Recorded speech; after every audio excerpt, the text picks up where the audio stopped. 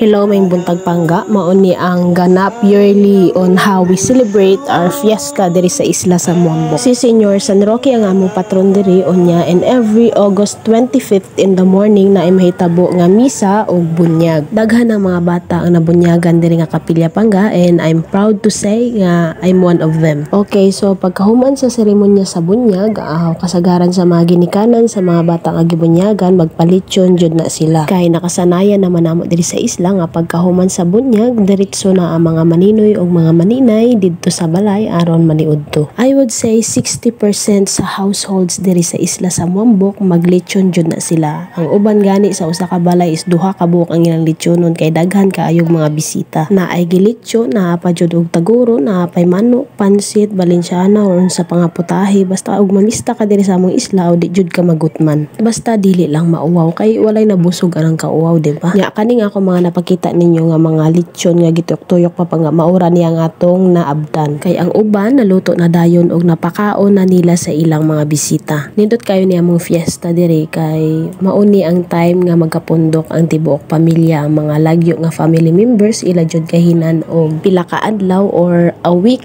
nga makapauli diri sa isla. Ang uban gikan pa sa Manila, Cagayan, Bacolod, Cebu City og sa laing bahin pa sa nasod. Anyways, pangga murag dugay-dugay pa man jud ni maluto ang litsyon diri ato sa Nimbyaan. Naara sila diri daplin sa dagat nagluto adto tatong adtuon ang litsyon ni Chorico. So naglitsyon pod ni sila pangga kay bunyag sa iyang apo. Layo pa ang fiesta, nagtagana na ni sila og usa ka baboy para ani nga okasyon. Okay, so nikuha ra tag gamay nga panit ato. Charot bitaw, ni balhin ta diri sa ilang ng mira kay naapod sila gipatuyok-tuyok nga baboy diri. Og hapit na jud ni maluto, pero bilib ko aning baboy nila ninong Eric og ninang Dolor kay wala pa jud taw nakabatsyag og init, murag panihapon jud ang target ani.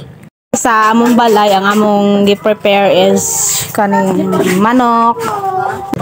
Nya nag-order lang tagamay nga food package. Na-order ni nako nga food package kay Ma'am Angeline Pahuriray. And this is my first time to order a food package pero wa jud ko nagmahay. Nanindot kayo ang first time nako nga experience. So if you want to order the best og worth it nga food package, i-message lang si Ma'am Angeline Pahuriray na sa comment section ng iyang name. For me, this is very convenient kay dili na ka maghago-hago pa og luto, pamalit sa mga lamas ug unsa pa nga mga isahog sa imong lutuonon. Pangaon.